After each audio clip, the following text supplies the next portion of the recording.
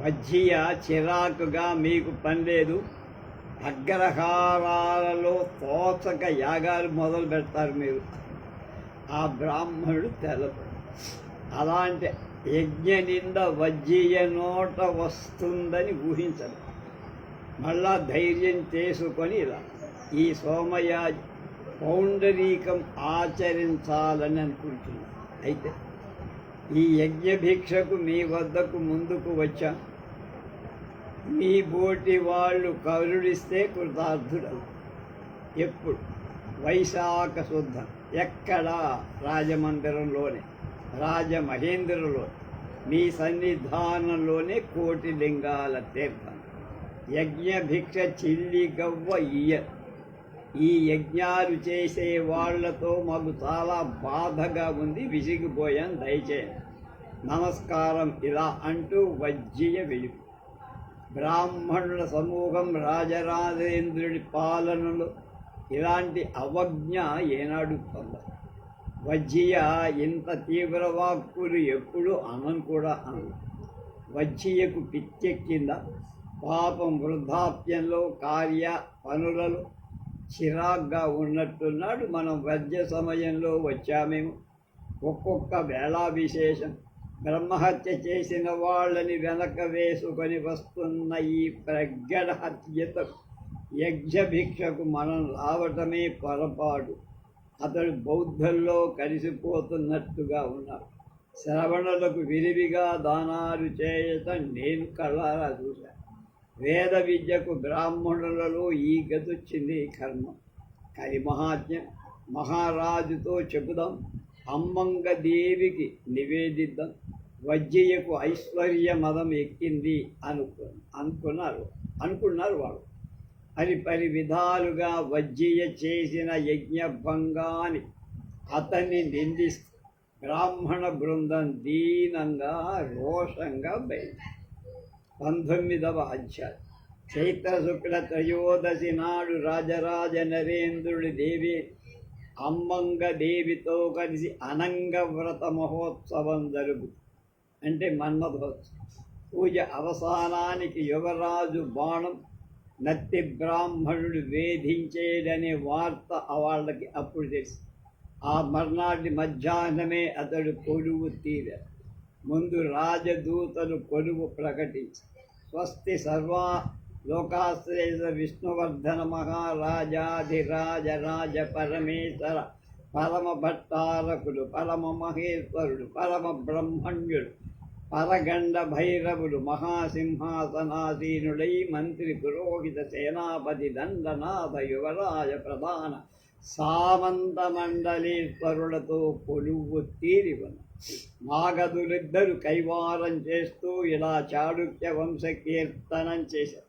శ్రీధామ్న పురుషోత్తమస్య మహతో నారాయణస్య ప్రభు నాభీపంకరుహాద్బభూవ జగతః స్రష్టా స్వయంభూ సత్తత యజ్ఞే మనసమానురత్రిరితి సంస్యస్తస్మాన్ మనే యస్తస్మాన్ మునే రాత్రిత సోమో వశంకర సుధాంసురుదితః శ్రీకంఠ చూడామణి.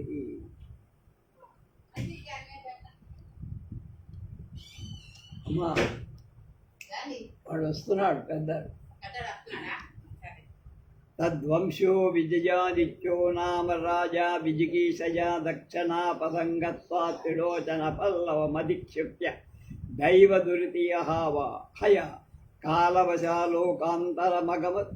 తస్మిన్ సంకులే తస్య మహాదేవీ గర్భభారాలసా ముడివేమునామాగ్రహారముపగమ్య తద్వ్యాప్తస్తే విష్ణుభట్ట సోమయాజినా దుహితృర్విశేషమతిరక్షితా సతీ నందనం విష్ణువర్ధనమసూతా సా తస్య చ కుమారస్య మానవ్యసగోత్రోద్భవస్య గోత్రహారీతి పుత్ర విపక్షగోత్ర కమోచితాని కర్మాణి కారయిత్వా తామవర్ధయత్. పచమత్రాభిదృత్తాంతః సన్ నిర్గత్య చరుక్త్యగిరౌ నందాం భగవतीं గౌరీమారాధ్య కుమార నారాయణ మాతృగణాం చ సంతర్ప్య శ్వేతాతకైత్రైక శంఖ పంచమహాశబ్దపాలికేత ప్రతిఢక్క పరాగ లాంఛన పించ కుంచ సింహాసన మకర తోరణ కనక దండ గంగా యమునాదీని స్వకుల క్రమాగతాని నిక్షిప్తానీవ సామ్రాజ్య జగనాని సమాసాజ్య త్రిలోచన పల్లవం జిత్వా తత్సుధాం ఉత్తమాదానీం ఉపమయ్యమ్మ కదంబ గంగాది భూమి స్వపాస్ నిర్జిత్య సేతు నర్మదా మధ్యస్థం సార్ధ సప్తలక్షం దక్షిణాపదం పాలయామ. శ్రీమదాం సకల భువన సంస్తూయమాన మానవ్యస గోత్రాణం హరితీపుత్రాణం కౌశికీవర ప్రసాదరబ్ధరాజ్యానాం మాతృగణ పరిపాలితానాం స్వామి మహాసేన పదారుభ్య పదామధ్యాతానాం భగవన్నారాయణ ప్రసాద సమాసాదిత వరాగ లాంఛనేక్షణ క్షణ వశీకృతారాతి మండలానం అశ్వమేధ అవభృత స్నాన పవిత్ర చాలుక్యానం కులం అలంకరిష్ణో సచ్చాశ్రయ పల్లవేంద్రస్య భ్రాతాకుబ్జ విష్ణువర్ధన అష్టాదశ వర్షాన్ని వేంగీదేశమపాలయన్ బలగృహీత్వా బలితో ధరిత్రిం గిర్వాణశత్రో దివశత్రువర్గాత్ శ్రీశక్తివర్మాస సమాశ్చలుప్య నారాయణో ద్వాదశ రక్షతి స్మాం తదను తను జన్మా జాజమత్తాండభూపో విశదరుచిరరాతిధ్వాంత విధ్వంసదక్ష స్మగతిర్భువ మబ్దాः సప్త సప్తాస్వతేజ సకల వసుమతి భృన్మస్తకస్తవ్యపాద. ఈ విధంగా వంది మాగధులు వంశానుకీర్తనం చేశాక వందులిద్దరు కైవారాలు చేస్తూ ఇలా అందుకున్నారు. లక్ష్మీభద్ర నిభస్య తస్య విమలాత్యస్య చోళాన్వయ క్షీరాంభోనిధి జన్మనః శ్రీరాజరాజాధిప దేవ్యాఖ్యాజనిరాజజాజదుహితుః కుందాంబికాయా స్వదః యఃకందర్పైవా పరః ప్రతివసన్ లోకత్రయే స్త్రీహురి బాల్యే భూషణ భవ దత్తమయీ యస్య కంఠికా కంఠే గుణలుబ్ధయేవ మలాధరయ దత్తాపతిం వరయ.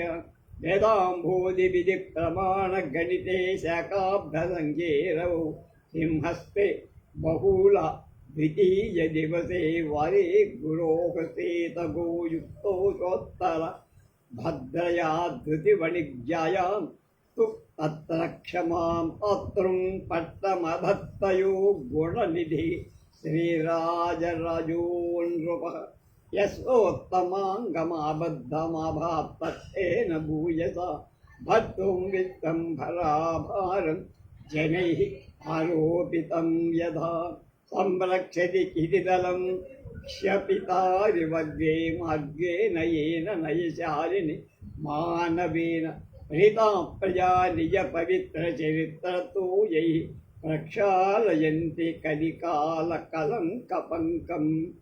స సర్వలోకాశ్రయశ్రీ విష్ణువర్ధన మహారాజాధిరాజరాజ పరమేశ్వర పరమభట్టారక పరమమహేశ్వర పరమబ్రహ్మణ్యం శ్రీరాజరాజదేవోధ్య మహాసింహాసనం అలంకరూత్. అప్పుడు ఎక్కారు కుమార్. అంత భీమన తగ్భట్టు, ఆ తర్వాత అది కొడుకు చత్తన భట్టు, వాళ్ళ అనంతరం పావులూరి మల్లన రాజరాజ ప్రశస్తి పద్యాలు చదివా. నన్నయ్య భట్టారకుడి అనుమతితో పురోహిత ప్రముఖులు వేదాశీర్వచనం చేసి అప్పుడు మంత్రి సామంత దండనాథులు వాళ్ళు తెచ్చిన కానుకలు అర్పించడం జరిగింది. ముందు వృద్ధామాత్యుడు సోమయాజి అయిన వజ్జయ ప్రక్కల ముత్యాలహారం ఒకటి అర్పించగా యువ రాజరాజు ఆసనం నుండి సగం లేచి వంగి కంఠంలో ధరించి ఆ తర్వాత ఇతరుల ఉపహారాలు వాళ్ళ మర్యాద క్రమంగా అందుకొని ఎవరు వరుస వచ్చిన వేళను వాడు లేచి రాజరాజ నరేంద్రుడి సింహాసనం దక్కకు పాదచారులై వచ్చి విశాలమైన పాదపీఠంలో కానుకలు అర్పించి రాజరాజ దేవుడికి నమస్కరించి వెనకకు నడిచి, ముందు కాదు వెనక్కి, ముడ్డే అని కనపడు, ఆసనాలకు చేరారు. రావలసిన వాళ్ళంతా వచ్చారు. చక్రకోట్య మండలాధిపతి అయిన ధారావర్ష మహారాజు రావాల్సిన సమయం అది. అతడు రాల, ప్రతినిధి కూడా రాల. ఈ అభినయానికి సభ నిర్ఘాంతం. వజ్జీయ ముఖం ఇంచుక చిట్లించి రాజరాజు రాజఠీవికి లోపం లేకుండా నిశ్చలుడై ఉన్నాడు. ఆ మండలేతరుడు వచ్చి కానుక చెల్లించడు ఎంతసేపు పట్టుతుందో అతడు అంతసేపు సభా కార్యక్రమం ఆగిపోయి ఆ తర్వాత ఇతరులు కానుకలు అర్పించి ఆ ఉత్సవమైన వెంటనే రాజరాజు నిష్కంపమైన కంఠంతో విశదంగా ఈ రకంగా ప్రకటి, మాకు నిన్నటి రోజు ధనుర్విద్యా పరీక్షకు రావటానికి అవకాశం లేకపోతే 3 బాణాలు బ్రాహ్మణ బృందంలో పడ్డాయని, అందొకటి విద్వాంసుడైనటువంటి విప్రుడి బాహువు అపాయకరంగా తగిలిందని తెలిసింది. మా వంశం అనాదిగా ధర్మంలో రక్షణలో బద్ధ కంకణమై బ్రహ్మహత్య మహాపాపమని నింజమని మా ఉద్దేశం. 3 బాణాల ప్రమాదం వల్ల వరుసగా పోతాయని మేము అనుకోవడం, అది ఈ ధర్మాసనం వారు నిర్ణయించదగి జరిగి తెలిసిన వారు నిజం చెప్పాలని కోరుతారు. ఈ సందర్భంగా అపరాధి ఎవరైనా నిష్కంపంగా దండించాలనుకో. సభాసదులందరికీ దేహాలు రోమాంచనాలై నిస్సందేహంగా యువరాజ రాజేంద్ర దేవుడు ఇందులో దోషి. కుమారుడి కఠినంగా శిక్షింప సిద్ధమైనాడు ఈ మహారాజు. ఇక్ష్వాకు చక్రవర్తి కుమారుడైన శశాదుడి శిక్షించాట. మళ్ళా అరుణుడు సత్యవ్రతుడైన పుత్రుణ్ణి శిక్షించాడు. కేవలం ఈ మహారాజు అత్యకలంక చరిత్ర సంపద అధిరాజ విభుడు సుమ. ఇలా అనుకుంటూ చకితమైన ఆశ్చర్యమైన ఆ సభ కొంతకాలం నిశ్శబ్దమై రారాజు వాక్కులు విని యువరాజు రాజేంద్రదేవ్ నిలువున నిర్భయంగా లేచి నిలబడి అతడు చువ్వలాగా పొడుగాటిన మహారాజుకు మహాసభకు నమస్కరి కుడి చెయ్యి వరలోనున్న ఖడ్గం కనక తత్పరంపై ఉంచి నిష్కంపంగా బెదురు లేకుండా ఇలా, అసాధ్య లక్ష్య భేదనలు నేను వెళ్ళి తెగిచి వెడుతుంటే పక్కనున్న కామరాజపుత్రుడు నన్ను కదిలించి దానివల్ల బాణం లక్ష్యంత ఆ బ్రాహ్మణుడికి. అందులో నా పొరపాటు, కానీ నా బాణం బ్రాహ్మణ బాధ కలిగించినందుకు మాత్రం పరితపిస్తాను. అంతకుముందు విప్రశ్రేణిలో పడిన బాణాలు నావి కాదు, అవి నా పేరు ఉన్న బాణాలన్నారు. కానీ నేను అది నమ్మను. ఆ పరీక్షలో నా బాణం ఒక్కటి కూడా లక్ష్యం తప్పల. అది నేను నా ఖడ్గం మీద ప్రమాణం చేసి చెబుతున్న నిశ్చయం అన్నారు. ఇలా గంభీరంగా దక్షిణహస్తం ఆకాశానికి ఎత్తారు. అప్పుడు రాజరాజు కామరాజు పుత్రుడి వంక చూశాడు. అతడు కూడా నిష్కంపంగా లేచి రాజరాజుకు సభకు నమస్కరించి కత్తిబట్టి ప్రమాణం చేస్తూ ఇలా, ఈ మహాసభలో సత్యమే చెప్పాలి కనుక నాకు చింతగా ఉంది. భక్తుడైన యువరాజు మాటలు ప్రత్యాఖ్యానం చెయ్యాల్సి వచ్చి యువరాజు బాణాలు 2 లక్ష్యాలు ప్రమాదవశంలో బ్రాహ్మణ బృందంలో పడ్డాయి. 3వ బాణం కూడా ఆ మార్గంలోనే పోవనున్నట్లు నాకు తోచి సంభ్రమంతో రాజేంద్రదేవ బ్రాహ్మణులు కొడుతున్నావేమిటని యువరాజు చెయ్యి పట్టుకో.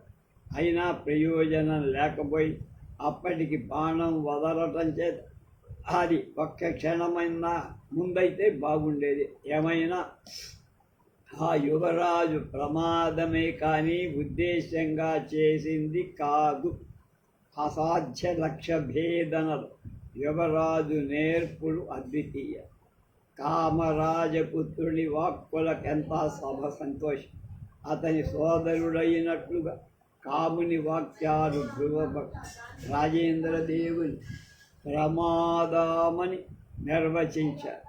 ఆ మహాసభ జలధరించి అప్పుడు కరుణాకరం తోండమానుడు జయగొండడు ప్రమాణం చేసి ఇలా చెప్పారు.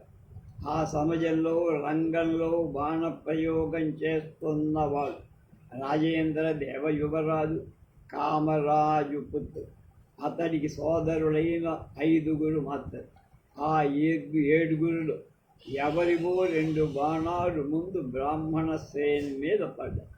యువరాజు బాణాలేవి లక్ష్యం తప్ప కనుక ఆ సోదర షట్కం బాణాలే అయి ఉంటాయని అనుమానిస్తారు. చివరి బాణం విడిచే సమయం సరిగా రాజపుత్రుడు యువరాజును కదిలించి అలా కదిలించడం సమయ విరోధం. అందువల్లనే అది ఆ విద్వాంసుడికి.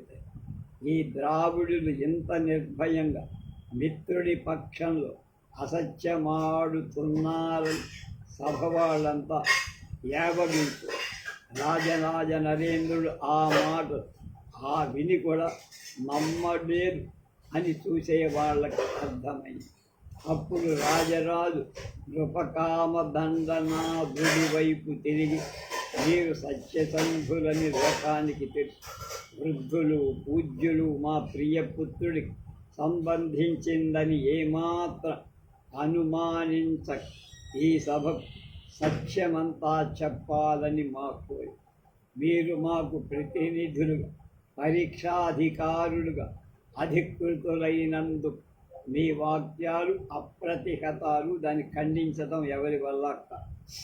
ఉపకామ దండనాథుడు లేచినంతని సభ అంతా అతడి వాక్యాలను వినాలని కుతూహలపడి అతడి ధర్మదీక్ష అందరికీ తెలుసు.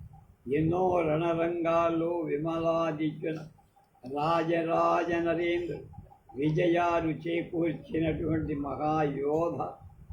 అన్ని విద్యల చేత వయస్సు చేత వృద్ధుడు ఇలా మొదలుపెట్టారు. ఇది ఒక సంకటమైన ఘట్టం, కానీ సంకోచానికి ఏమీ అవకాశం లేదు. అసాధ్య లక్ష్య భేదన యువరాజు చేస్తుండ శ్రద్ధగా నేనాతని పరీక్షిస్తాను. చివరకు కాముడి చేయి తగిలి తప్పిపోయి బ్రాహ్మణ బాహువు ఛేదించిన బాణం అంతకుముందు యువరాజు వదిలిన బాణాలేవి లక్ష్యం తప్పలేదని నేను దృఢంగా చెప్తాను. కానీ ఈ బ్రాహ్మణ శ్రేణిలో పడిన బాణాలు ఎవరివో మొత్తం నేను చూడాల. అక్కడ కాకున్న రక్షక భటులు చెప్పచ్చేమో అన్న. దండనాథుడు యువరాజు మీద అభిమానంతో అలా చెప్పుతుండవచ్చు, కానీ చెప్పలేదు. ఇందులో ఏదో విశేషం ఉండొచ్చని ఇలా సభలో కొంచెం అనుమానం అందరికీ. బ్రాహ్మణ శ్రేణి దగ్గర కాపు ఉన్న భటులను పిలిపించగా మిగిలినవాడు తమకేం తెలియని చెప్పి. కానీ రాజమయ్య ఇలా చెప్పి, నేను ఆ నట్టి బ్రాహ్మణుడున్న చోటికి దగ్గరలో ఉన్న కామరాజపుత్రుల బాణప్రయోగ కౌశలం నన్ను బాగా ఆకర్షి కనుక ముఖ్యంగా నేను ఆయన్నే పరీక్షిస్తాను. చిత్రంగా వారు వదలిన బాణాలు 2 వరుసగా ఆ బ్రాహ్మణుడి మీదకి అవి ఆ దండవాదంతో నా దండంతో వారించా. ఆ బ్రాహ్మణుడికి తగిలిన బాణం ఎవరు విడిచిందో మాత్రం నేను చెప్పను. ఇదిగో నా దండంతో బాణాలు కొట్టగా కలిగిన గుర్తు అని అతడు కర్రపై బాణపు చారలు చూపించి ఆ అంగరక్షకుని మాటలకు కాముడు సోదరుడు తెల్లపోయారు. సభ అప్పటికి ఆశ్చర్యాన్ని సందేహం కలిగిపోయింది. ఆ బ్రాహ్మణుడికి తగిలిన బాణాన్ని బ్రాహ్మణ బృందంలోనికి పోయిన బాణాలు పెట్టిన శోకం వజ్రప్రగడ ముద్ర కలది సభాస్థానానికి తెప్పించి రాజరాజు నన్ని రక్తంతో మరకలైన బాణాలు కళ్ళకద్దుకొని పరీక్షించి అది యువరాజ నామాంకితం, ఆయన పేరుందండి. మిగిలిన 2 బాణాలు కూడా యువరాజ నామాంకిత. రాజరాజు ముఖం అసహ్యంతో కలిసిన కోపం వికృతమైపోయి మాట్లాడక ఆ బాణాలు చూడమని నిర్దేశిస్తూ యువరాజు చేతికి యువరాజు సౌగౌరవంగా లేచి అందుకొని పరీక్షిస్తాడు. కరుణాకర తొండమానుడు పరీక్షించి ఆ మూడిటిపై యువరాజు పేరు చూసి అందరూ ఆశ్చర్యం. ఇంతలో జయంగొండలు లేచి మా బాణాలు ఒక్క క్షణం పరీక్షిస్తానని చోళ చక్రవర్తుల వద్ద ఉన్న అతని కుటుంబం వార అనాదిగా ఆస్థాన కవులుగా ఉన్న అతని తండ్రి రాజరాజేశ్వర నాటకం రాశారు. ఆస్థాన కవుల ఉండే వ్యవహార దక్షత అతని వంశానుక్రమంగా వచ్చి ఉంది. అతడు చూస్తున్న క్షణంలో ప్రభువు ఇలా చెప్పారు, ఈ రక్తసిక్తమైన బాణం యువరాజు, ఇది ఒకటిగా కనపడుతున్న 2 ముక్కలతో చేయబడి ఈ 2 బాణాలు వేరు. ఇవి ఒక్క ముక్కతో దాన్ని అనుకరింపగా చేసి కానీ నావి కానీ కరుణాకరునివి కానీ యువరాజువు కానీ బాణాలన్నీ 2 ముక్కలు అతికించి చేసిన బాణాలే. మా వైపు బాణాలు అలాగే చేస్తాం, ఈ వైపుల ఒక్క ముక్కతో చేస్తారు. సూక్ష్మంగా పరిశీలిస్తే ఇది మీకు బాగా తెలుస్తుంది అని రాజేంద్రదేవుడు జయంగొండలు వంక ఆదర దృష్టులు ప్రసరింపజేసి మళ్ళా జయంగొండలు ఇట్లా అన్నారు, మరొక మనవి కదా, ఈ 2 బాణాలను తమరందరూ పరీక్షించటంలో ఎంతో అపాయం తప్పి ఈ 2 బాణాల చివరలు విషదిగ్ధాలని కూడా నా విషయం.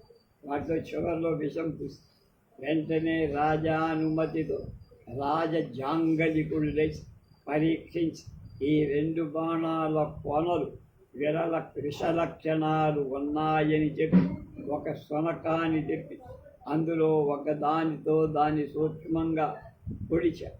ఆ కుక్క శీఘ్రంలో పడిపోయి తనుకో జాంగలి కుడు వెంటనే దాన్ని విషచికిత్స చేసి బాగు చేసి రాజసభకు బాణాలు విషం పూసిన బాణాలు అంతే చేశారు. సభ అంతా నిర్ఘాంతం. యువరాజు మీద దోషం ఆరోపించడం ఎవరో ఈ కుట్ర చేశారు అని అనుమానం ప్రబలమై, కానీ పాపం ఆ బ్రాహ్మణుని విషం బాణంతో పట్టడం ఎవరికి ఏమి విరోధం ఉంది? రాజాజ్ఞతే రాజభటులు పోయి యువరాజు కరుణాకరుడు జయంగొండలు బాణాలు కామరాజాది సోదర షట్క బాణాలు వారి నివాసాల నుండి తీసుకొచ్చి అవన్నీ పరీక్షింపగా జయగొండలు వాక్యం స్థిరపడి విషవైద్యుడు ఆ 2 బాణాల కొన తగులని రీతిగా పట్టుకొని భేదించి అవి ఒకే ఒక ముక్కతో చేసినవి అని నిరూపించి ప్రేక్షకులై ఆ సమరంలో ఉన్న బ్రాహ్మణులను విచారింపగా వారు 2 బాణాలు అటురాగా రాజమయ్య వారించడం, 3వది నత్తి బ్రాహ్మణుని భుజంలో దిగబడటం చెప్పారే కానీ ఎవరి బాణంలో ఒక్కరూ చెప్పలేకపోయారు.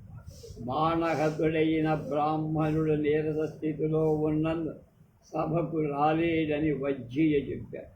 రాజరాజ నరేంద్రుడు ఈ విధంగా శాసించారు, మాకు ఈ రోజున మిక్కిలి సంతాపం కలుగు. యువరాజు కేవలం మా అపరదేహం, కామరాజపుత్రుడు సన్నిహితు ఆప్తుడైన ఆత్మబంధు, వీరిద్దరిలో దోషి ఎవరో నిర్ధారణ చెయ్య. కానీ దండనానికి మోమాటం లేదు, ఎవడైనా చేసే తప్పదు. బాణహతుడైన బ్రాహ్మణుడు సభకి రాగలిగిన స్థితిలో ఉంటే వెంటనే పిలిపించి దోష నిర్ధారణ చెయ్యగా ఇది తేలేవరు యువరాజు కానీ కామరాజపుత్రుడు కానీ ఎలాంటి ఆయుధ ప్రదర్శనలో పాల్గొనరాదు అని నిషేధం పెట్టారు. కఠినమైన ఆ శాసనానికి సభ్యులంతా రాజరాజును మెచ్చారు. ఈ విషయం తేలే వరకు తాము కూడా ప్రదర్శనలో పాల్గొనమని కణాకరుడు జయగొండలు కూడా మనవి చేసి కామరాజు సోదరుడు అదేవిధంగా విన్నవించారు. సభ యువరాజు ప్రమాదమా కాముని దుర్మార్గమా? కొందరు యువరాజే దోషన్నారు, కొందరు కామరాజు అన్నారు, కొందరు రాజరాజు నిష్పాక్షిక బుద్ధిని కొనియారు. చక్రకోట్య మహామండలేశ్వరుడైన ధారావర్షుడు అభినయమందరకు మరచినట్టు కానీ వజ్జీయ మనస్సులో రాజరాజు మనస్సులలో అది కావించిన అలజడి మరొకటి చెయ్యల. గురునాథ శ్రేష్ఠి రాజమహేంద్రపుర కిరాటులలో సంపన్న. అతడి పూర్వులు విదేశంతో గూఢ వ్యాపారాలు చేసి అశేష ధనం సంపాది. రాజరాజ నరేంద్రుని పెదతండ్రి శక్తివర్మ రాజ్యానికి రాకముందు 27 ఏళ్ళు వేంగి రాజ్యం అరాచకంగా ఉంది. ఎక్కడ బలము కలవాడు అక్కడ ప్రభుత్వాన్ని ఏర్పరిచి బీదలను దోచుకున్న సంఘం బలం లేని చలామణి తూర్పు సముద్రంలో సువర్ణ ద్వీపం నాకు పరసపోయారు. కొంతమంది వలసినందుకు నావలు దొరకదు. ఉన్న నావలన్నీ అన్నిటికీ రాబడి పెరిగింది. గురునాథ శ్రేష్ఠి తండ్రి ఈ విధంగా కోటీశ్వరుడై వారి నావలు యాన సహము వారి భటులు విశ్వాసపాతు. వారి వ్యాపారంలో మోసం ఎప్పుడు రాదు. గురునాథ శ్రేష్ఠికి గృహ యాజమాన్యాన్ని సంక్రమించినప్పటికీ దేశంలో రాజశాసనం సమర్థమై శాంతి నెలకొ వలసలు తగ్గిపోయి వారి లాభాలు చూసి చాలామంది కొత్త నావలు కట్టి వ్యాపారం సాగించారు. అప్పుడు గురునాథ శ్రేష్ఠి నెమ్మదిగా ఓడ వ్యాపారం తగ్గించారు. విదేశాలతో తెగని వ్యాపారం మాత్రం అవసరమైన నావలు ఉంచుకొని పూర్వం తను సంపాదించిన డబ్బు భద్రపరుచుకొని దాని వృద్ధికి రుణాలు ఇచ్చి అంటే వడ్డీకి ఇచ్చి దాన్ని పెంచుతుంది. వంశక్రమానుగతమైన మర్యాదను అతని వృత్తిలో కూడా సంపాదించి అతడిచ్చే రుణాలపై కోరేది స్వల్పమైన కాలిక వృద్ధే కానీ చక్రవడ్డీ కారిత వృద్ధి ఎన్నడూ కాదు. కాంపౌండ్ వృద్ధి కాదు, సింపుల్ ఇంట్రెస్ట్. ఎదురు లెక్కలు కోరే వాళ్ళకి వ్రాయించి కూడా ఇస్తారు. అలాంటి లెక్కలున్నా లేకున్నా అతని లెక్కలలో పొరపాటు రాదని ప్రసిద్ధి. అతని వద్ద రుణం పుచ్చుకోవటానికి అధమవర్ణులుగా ధనవంతులు పేదలు వస్తువులు. అంతేకాదు వారు చాలామంది అతడి వద్ద ధనం దాచుకుంటారు. కొన్ని వర్తక సంఘాలు గ్రామ సంఘాలు అతని వద్ద ధనం దాచుకుంటాయి.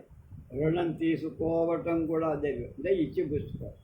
ఈ వ్యాపారానికి రాజమహేంద్రంలో అతనికి పెద్ద భవనమే ఉంది. అది ప్రత్యేకంగా చాలా దృఢంగా కట్టారు. దాని రక్షణ నిమిత్తం సాయుధులైన చాలామంది రక్షక భటులను పెట్టుకున్నారు. పత్రాలు లెక్కలు వ్రాయటానికి అతని వద్ద కరణాలు చాలామంది. వాడు పలువురు జైలులు. వాడు ఏనాటి లెక్కలు ఆనాడు శ్రేష్ఠిగా అప్పగిస్తారు. అవి సరితూర్చడంలో గురునాథుడికి అద్భుతమైన ప్రజ్ఞక. గురునాథ శ్రేష్ఠి అగ్రతకు చిహ్నంగా రాజరాజ నరేంద్రుడు ఛత్రచామరాలు గౌరవ లాంఛనాలుగా ఇచ్చారు. ధాన్య శ్రేణీపతి అయిన సేవిరి శెట్టికి రాజమర్యాదలో 2వ స్థానము. తరచుగా వర్తక వ్యవహారాలలో గురునాథ శ్రేష్ఠిని అధిక కరణికుడిగా రాజరాజు నియమిస్తారు. తీర్పునివ్వటంలో కూడా అతడు చాలా సమర్థుడు. పారసీక వర్తకుల నేరం విచారించి ప్రధాన వర్తకులను శిక్షించి సేవకుల ముగ్గురిని అతడు వదిలివేసేశాడు. ఇవాళ 10,000 గజ్యాణాలు రుణం కావాలని కోరుతూ కుమార సప్తకములో చిన్నవాడైన రాజమార్తాండుడి వద్ద నుండి ఒక వార్తాహరుడు పూర్వం కుమార సప్తకం గురునాథ శ్రేష్ఠి దగ్గర ఎన్నడూ కాని అప్పు తీసుకునేవాళ్ళు కాదు. చైత్రమాసాడిగా మిగిలిన సోదరులు 6 చెరొక 10,000 గజ్యాణాలు రుణం తీసుకొని వెళుతూ ఉన్నారు. వాళ్ళందరూ రాజరాజ సమీప బంధువులు. వారందరి ఎడ రాజరాజుకు వాత్సల్యం కూడా. అలాగే వాడు జనసామాన్యంలో అందుబాటులో ఉండి లోకంతో ఆదరం కలిగి వారికి రాజాస్థానంలో గౌరవం కూడా. వారి జీవికలకు అనేక గ్రామాలు కూడా. వారి కుటుంబాన్ని 60,000 గజ్యాణాలు రుణం పెట్టడంలో భయమే ఉంది అనుకో.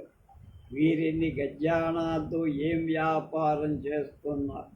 కిందటి రోజున రాజరాజ మహాసభలో గురునాథ శ్రేష్ఠి ఉన్నారు. బ్రాహ్మణ హత్యాకారకుడి గుర్తిన విచారణ విన్నారు. కాముడు యువరాజు మీద నేరం మోపటానికి ప్రయత్నించడం అది నిలిచేటట్లుగా లేదు. హత్యకు యువరాజు కారకుడైన ప్రమాదం జరుగుతుంది. కామరాజు పుత్రుడు కారకుడైన ప్రమాదానికి వీలు. అది విని ఇంటికి వచ్చిన వెంటనే కుమార సప్తకములు ఎవరైనా రుణం కోరితే తనకు తెలపకుండా పత్రాలు పూర్తి చేయొద్దని అగ్రకరణానికి చెప్పాడు. అంటే పెద్ద కరణం. అందువల్ల రాజమార్తాండుని వార్తాహరుడి కరణాలు గురునాథ శ్రేష్ఠికి వద్దకు అతన్ని చూసి గురునాథుడు అనుమాని, ఈ స్వల్ప వ్యవధానంలో నీ సోదరులందరికీ ఇంత డబ్బు ఎందుకు కావాల్సి? 60,000 గజ్యాణాల భయం లేకపోతే ఇక ఈ 10,000 గజ్యాణాలకు భయమా అన్న. రాజమార్తాండుని పత్రిక తెచ్చిన సేవకు గురునాథ శ్రేష్ఠికి నమస్కరి పత్రం చేతికి అందించి నిలుచున్నారు. శ్రేష్ఠి మరలా పత్రం చదివారు. 60,000 గజ్యాణాలు పోతే మరి 10,000 కూడా ఎందుకు పోగొట్టాదుకోవాలి? ఒక్క క్షణం ఆలోచి. ఈ సాయంత్రం రాకుమారుల దర్శనానికి వస్తానని రాజమార్తాండ ప్రభువులతో నివేదించండి అని శ్రేష్ఠి తల ఎత్తగా పత్రం వంక చూస్తూనే సేవకులతో చెప్పారు. తన ప్రభువు కోరికకు ఎదురుమాట వస్తుందని ఎరుగడి వాడైనందు ఆ సేవకు శ్రేష్ఠి సాహసాన్ని ఆశ్చర్యం. వెంటనే గురునాథుడు శకటం సిద్ధం చేయించుకున్నాడు. బండి రాజానుగ్రహదత్తమైన ఛత్రచామరాలు పట్టించు టీవితో దానిపై అధిరోహించి బయలుదేరి అతడు మిత్రుడైన శ్రేష్ఠులను దర్శించి ఎన్నో వ్యవహారాలు వాడుతూ సందర్భవశంలో తెచ్చిన ప్రసంగం కుమార సప్తకం చైత్రమాసాదిగా అనేక లక్షణ గజ్యాణాలు రుణం చేసినట్టు తెలుసు. వాడు చేసిన అప్పులు ఒకరిద్దరి దగ్గర కాదు. వారిలో కొందరు రాజపుత్రులకు రుణం ఇచ్చినందుకు సగర్వులై ఉండి గర్వులై గర్వం కాదు. ఒకరి సంగతి మరొకరికి తెలియకుండా జరిగింది. గురునాథ శ్రేష్ఠికి ఒక్కసారిగా అధైర్యం కలిగి 60,000 గజ్యాణాలు పోవటం అతనికి కొరత కాదు. కానీ ఎంత రుణం వాళ్ళు ఎందుకు చేస్తారు? వాళ్ళకి ఏదైనా దురుద్దేశం ఉంటే దాని సహాయభూతుడై తమకు మాత్రం ప్రమాదం కాదా? ఇప్పుడేం చెయ్యాలి? ఇతర వర్తకుల చేత రుణాలు విడిగింప చేస్తున్న నేను పెట్టిన రుణం తిరిగి ఇమ్మని అడగన, రహస్యంగా ప్రభువులకి నివేదించన, బలవంతులతో విరోధం పనికిరా. ఈ సందర్భంగా అల్లరి చేసుకోక మౌనం వహించటమే కాదు. ఏది ఎలా అయినా ఇకపై అతడు కుమార సప్తకాని రుణం ఇవ్వకూడదని నిశ్చయించాడు. ఇతర వార్ధుహికుల కాముని వ్యవహారం తేలంది, కొత్త అప్పులు వాళ్ళకి ఇవ్వాలి. అది జరిగింది. మిగతా విషయాలు రేపు తెలుసు.